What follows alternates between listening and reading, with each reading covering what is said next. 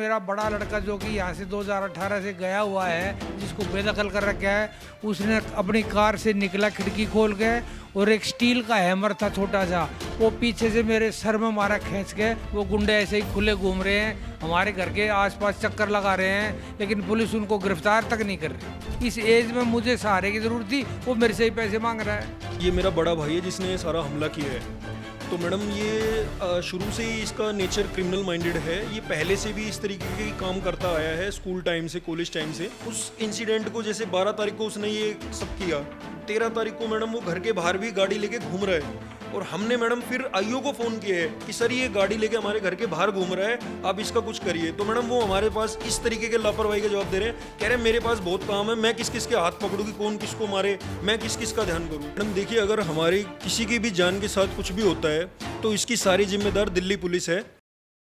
नमस्कार, स्वागत है आप सभी का तेज तरार में। दरअसल इस वक्त मौजूद है हम दिल्ली के निरोठी अमृता विहार में। आपके सामने हम आज एक ऐसी खबर लेके आए हैं जिसको सुनकर खुद आप भी चौंक उठेंगे और आपके भी रोंगटे खड़े उठेंगे। दरअसल एक वृद्ध इंसान के ऊपर वार किया जाता है, और वो भी छोटा मोटा वार नहीं, बिल्कुल जानलेवा वार किया जाता है। स्टील के रॉड से उनके सिर पे मारा जाता है, और मारने वाला कौन है? उनका खुद का बेटा, वो भी सिर्फ कुछ प्रॉपर्टीज़ को लेकर। तो आइए जानते हैं इन लोगों से कि क्या कुछ इनको फेस करना पड़ रहा है और कितने बुरे तरीके से इनको इस चीज़ का सामना करना पड़ रहा है। तो आइए जानते हैं हम कि इनसे कि क्या कुछ इनके साथ हुआ है। जी बताइए।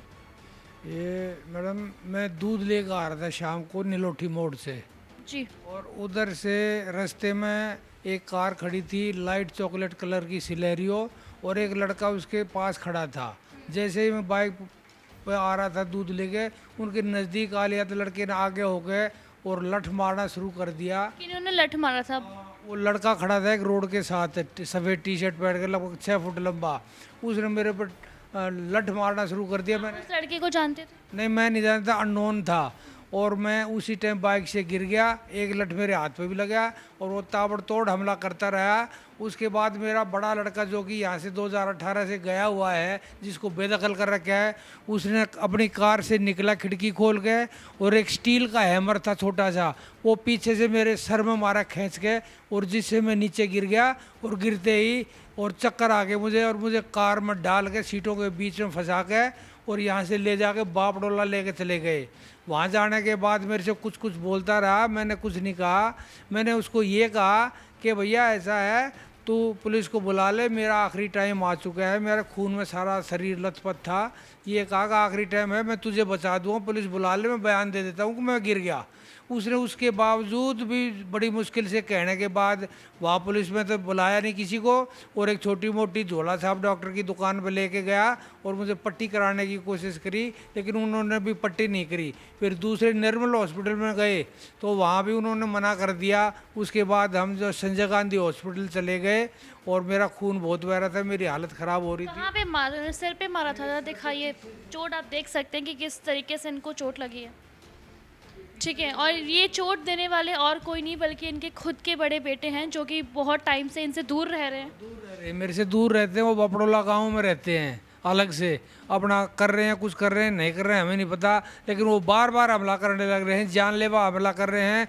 पुलिस में 50 कंप्लेंट कर ली, पुलिस कुछ नहीं कर रही। हमें ये कहानी समझ में नहीं आ रही भाई, ये क्यों नहीं कर रही। तो जब आपको मारा गया, इतनी बुरी तरीके से आपको चोट दी गई है, उसके बावजूद भी पुलिस की तरफ से कोई एक्शन नहीं है? पुलिस की तरफ से कोई एक्शन नहीं। 3 दिन में तो जाकर वो पुलिस वाला घर पे आया, कह रहा था मैं FIR दर्ज करूंगा, लेकिन अभी भी पता नहीं उन्होंने FIR दर्ज करी कि नहीं करी। वो गुंडे ऐसे ही खुले घूम रहे हैं, हमारे घर के आसपास चक्कर लगा रहे हैं, डार्क ग्लास के कारों में, पुरानी कारों में घूम रहे हैं मारने के लिए, लेकिन पुलिस उनको गिरफ्तार तक नहीं कर रही।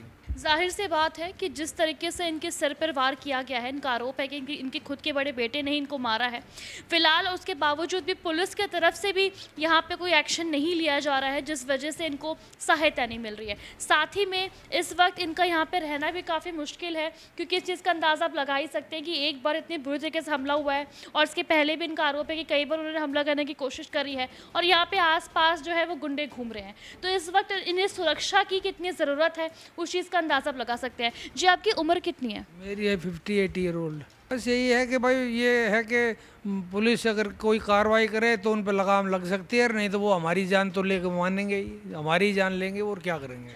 किस वजह से, किस कारण से वो आप लोगों पे हमला कर रहे हैं? वो हमला ये कर रहा है कि कमा के तो खाना नहीं चाहता, सोचता है बाप की कमाई खाता रहो, मेरे पास तो कुछ ऐसी चीज़ है नहीं, अपना कमाए रखा है, हमने तो सारे काम उसके पूरे कर दिए। अब वो कमाना नहीं चाहता, खाना नहीं चाहता, बैंकों से लोन ले लेके फ्रॉड ही करने लग रहा है। बैंकों के फ़ोन भी हमारे पास आ रहे हैं, हमारा नंबर दे रखा है बैंक वालों को, और वो ये जो है ना कार्ड बनवाता है और उनसे लोन वोन ले लेता है और उनके पैसे हड़प जाता है। कई कार्ड पड़े हुए हैं, सबके पैसे खा गया। कितने टाइम पहले आपने उसको अपने घर से बेदखल करा? 12 सितंबर 2018 में वो यहाँ से अपना सामान लेके चला गया था और 3 दिन के बाद मैंने उनको बेदखल कर दिया था। उसके बाद से वो लगातार हमले करते आ रहा है। सिर्फ पैसों के लिए और प्रॉपर्टीज को लेके? प्रॉपर्टी दे, मेरे पास तो प्रॉपर्टी मेरी कमाई हुई है, कोई पैतृक प्रॉपर्टी तो है नहीं। तो वो प्रॉपर्टी मांगने के लिए, पैसे मांगने के लिए अपने ही बाप पर हमला कर रहे हैं? हाँ, पैसे मांग रहा है कि पैसे दे मुझे, मैं किस बात के पैसे दूँ, मेरा अपना ही काम नहीं चल पा रहा, इस एज में मुझे सहारे की ज़रूरत थी, वो मेरे से ही पैसे मांग रहा है। और पैसे ना देने पर आप पे हमला कर रहे हैं? जाने पे ये हमला किया है, जानलेवा हमला किया है ये। तो इस वक्त अब उनके हम छोटे बेटे के साथ यहाँ पर मौजूद हैं और ये अब कुछ बताना चाहेंगे। जी मैडम, मेरा नाम विनय है और मेरे फादर हैं श्री सतीश जी, और ये मेरा बड़ा भाई है जिसने ये सारा हमला किया है। तो मैडम ये शुरू से ही इसका नेचर क्रिमिनल माइंडेड है, ये पहले से भी इस तरीके के काम करता आया है स्कूल टाइम से, कॉलेज टाइम से।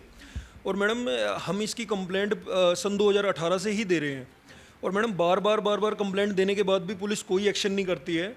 इसने मैडम एक बहुत बड़ा हमला सन 2021 में 24 जुलाई को हमारे घर पे किया था, जिसमें मैडम ये 5-7 गुंडों के साथ हमारे घर के सामने आया था। और मैडम इन्होंने हमारे घर पे सारा पथराव किया, सब मैडम गाली गलौज करी, घर में घुसने की कोशिश करी। और मैडम ये लोग अपने साथ एक गन भी लेके आए थे, जो कि हमारे पास सीसीटीवी में जिसकी फुटेज है।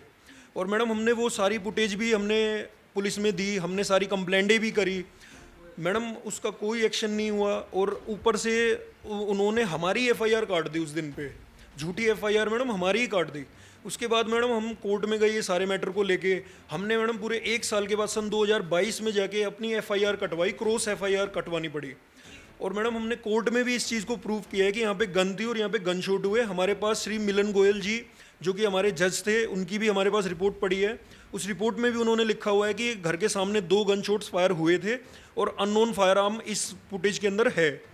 मैडम ये सारा मामला होने के बाद भी जो हमारे इस केस के अंदर आईओ हैं मैडम, वो आयु का नाम क्या है? मैडम राकेश चंद्र। इसके पहले आयु कौन थे? मैडम जो इससे पहले जो उन्होंने एफआईआर काटी है उसकी शंकर सिंह थे। और अभी मैडम जो ये जो तीसरा इंसिडेंट हुआ है मैडम, इसके अंदर हमारे आईओ हैं एसआई संजय पांडे। उनका क्या कहना है? मैडम इस इंसिडेंट के ऊपर मैडम हमने उनको तुरंत ही हमने अपनी बयान देने के लिए उनको फ़ोन किया कि भाई हमारे साथ ऐसे ऐसे हुआ है, वो आईओ अपॉइंट हो गए हैं। तो मैडम वो हमारे साथ ठीक व्यवहार नहीं कर रहे हैं, हमसे ये कह रहे हैं कि भाई मेरे पास और भी बहुत सारे काम हैं, मैं कब तक ये करूं। और मैडम उस इंसिडेंट को जैसे 12 तारीख को उसने ये सब किया, 13 तारीख को मैडम वो घर के बाहर भी गाड़ी लेके घूम रहा है। और हमने मैडम फिर आईओ को फ़ोन किया है कि सर ये गाड़ी लेके हमारे घर के बाहर घूम रहा है, आप इसका कुछ करिए। तो मैडम वो हमारे पास इस तरीके के लापरवाही के जवाब दे रहे हैं, कह रहे हैं मेरे पास बहुत काम है, मैं किस किस के हाथ पकड़ूँ कि कौन किसको मारे, मैं किस किस का ध्यान करूँ। मैडम आईओ ने हमें ये जवाब दिया। ये जवाब दिया उन्होंने? हाँ जी मैडम। ये जानते हुए भी कि जो अपराधी हैं वो आपके घर के सामने मंडरा रहे हैं, किसी भी वक्त आप लोगों पे हमला हो सकता है। मैडम उन्होंने ये बोला कि भाई मेरे पास और बहुत सारे काम है, मैं किस किस को देखूं कि किस किस के मैं हाथ पकड़ूं जाके।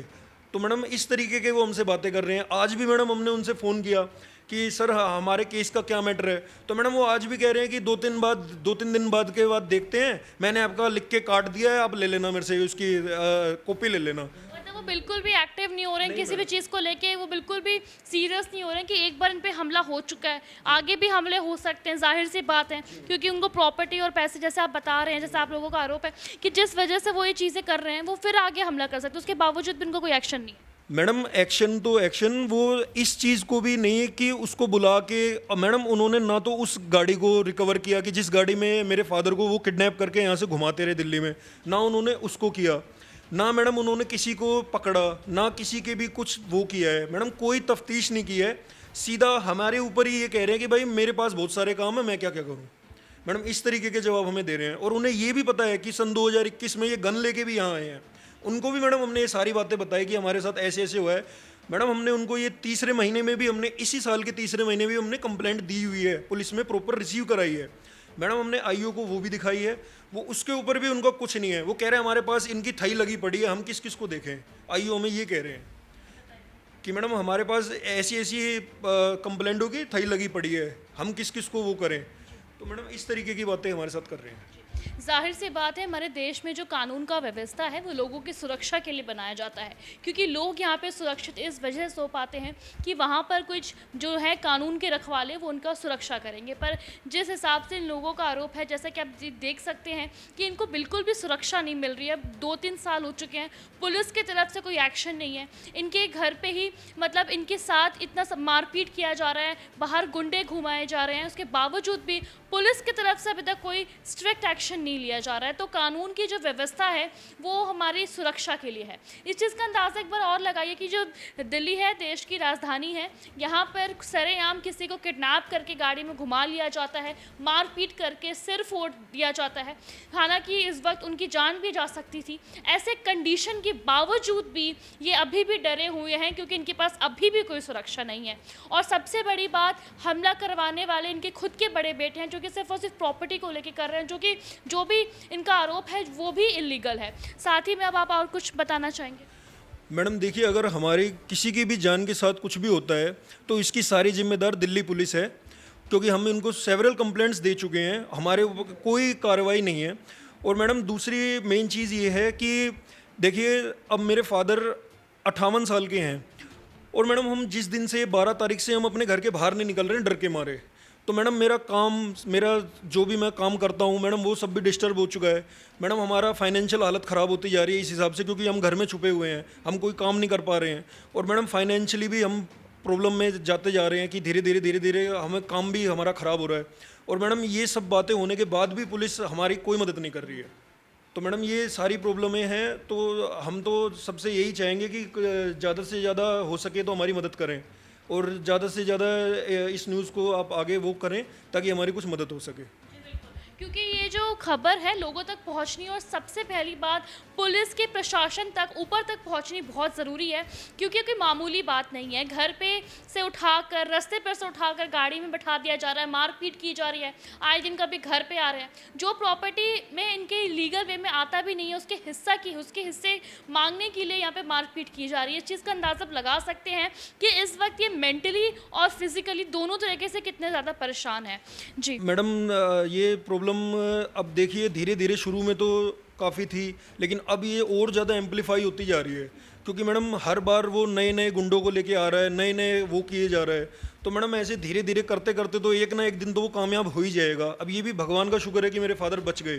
तो जैसा कि आप सभी ने इस वीडियो में देखा है कि किस तरीके से श्री सतीश कुमार जी को उनके खुद के बेटे के द्वारा प्रताड़ित किया जा रहा है, उनके साथ मारपीट की जा रही है, सिर्फ और सिर्फ कुछ पैसों के लिए और कुछ प्रॉपर्टी के लिए। जाहिर सी बात है, एक माँ बाप अपने बच्चे को बड़ा ये सोच के करता है कि वो बड़े होकर उनका सहारा बनेंगे, पर क्या होगा जब वो बड़े होकर खुद ही उनकी मौत का कारण बनने जा रहे हैं। ये चीज़ तो खैर काफ़ी दिल को दहला देने वाली है। ये चीज़ सुनकर आप भी हैरान हो रहे होंगे और चौंक भी रहे होंगे। फिलहाल अब ये जो समय है हैरान होने का नहीं है, इनको अभी सुरक्षा की काफ़ी ज़रूरत है, क्योंकि जिस तरीके से आप देख सकते हैं आए दिन इन पे हमले बढ़ते जा रहे हैं। कब इनके बड़े बेटे पिस्तौल लेकर इनके घर के आसपास आ रहे हैं, जैसे कि इनका आरोप है, कब इनके बड़े बेटे आसपास गुंडे भेज रहे हैं, सिर्फ और सिर्फ कुछ प्रॉपर्टीज़ को लेकर, कुछ हिस्से को लेकर। इस चीज़ के लिए वो इन पर दबाव डाल रहे हैं, और दबाव डालते बात यहाँ तक पहुँच गई कि गाड़ी में बिठा कर सिर पर स्टील के रॉड से वार किया जा रहा है, जिस वजह से इनकी उस वक्त जान भी जा सकती थी। इस तरीके से इनके साथ मारपीट की जा रही है, हमला किया जा रहा है। ये लोग घर से बाहर नहीं निकल रहे, रात को चैन से सो नहीं पा रहे। इस तरीके का खौफ, इस तरीके का जो ये खौफ में अपनी ज़िंदगी अभी बिता रहे हैं पिछले कुछ टाइम से, और उसके बावजूद भी यहाँ पे इनका आरोप है कि पुलिस की तरफ से सबसे बड़ी बात है कि कोई एक्शन नहीं लिया जा रहा है, जो कि बहुत ज़रूरी है इस टाइम पे अभी इनको सुरक्षा मिलना पुलिस की तरफ से। क्योंकि आगे जाके जब बात यहाँ तक पहुँच गई है कि इनके खुद के बेटे ने इनके ऊपर वार कर दिया है, इनके सिर पे वार किया है, मारने तक की धमकी दे दी है, तो आगे अब क्या कुछ हो सकता है इसका अंदाज़ा तो आप भी लगा सकते हैं। तो क्या इस वक्त देश के कानून को, हमारे जो दिल्ली पुलिस को कुछ एक्टिव होने की ज़रूरत अब भी दिख रही है या नहीं दिख रही, वो अब आप बताइए। फिलहाल मैं आप सभी से अनुरोध करना चाहती हूँ कि इस वीडियो को लोगों तक पहुँचाएँ, लोगों तक शेयर करें, क्योंकि बात यहाँ पे न्याय की है। अभी इनको न्याय मिलना चाहिए, क्योंकि जिस हिसाब से इनका उम्र है, इस उम्र में उनको ये सब फेस करना, मारपीट करना, मतलब इस तरीके से खौफ के साथ जीना बिल्कुल भी सही नहीं है। आप सबसे मैं फिर से अनुरोध करना चाहती हूँ कि इस वीडियो को लोगों तक पहुँचाएं, ज़्यादा से ज़्यादा शेयर करें, ताकि ये जो मामला है लोगों के सामने आए, वायरल हो, प्लस जो प्रशासन के लोग हैं, सरकार के लोग हैं, पुलिस के लोग हैं, वो भी इस चीज़ को देखें और इसके ऊपर कुछ एक्शन लें, इनको न्याय मिल पाए, इनको सुरक्षित जीवन मिल पाए। दिल्ली से कैमरामैन नरेश कुमार के साथ मैं श्रेया। अगर आपको हमारी ये वीडियो पसंद आई हो तो इसे लाइक एंड शेयर करना बिल्कुल न भूलें। इसके साथ ही हमारे चैनल को जरूर सब्सक्राइब करें और हाँ, बेल आइकन भी जरूर दबाएं ताकि दिल्ली से जुड़ी तमाम खबरों की नोटिफिकेशन सबसे पहले आप तक पहुंचे।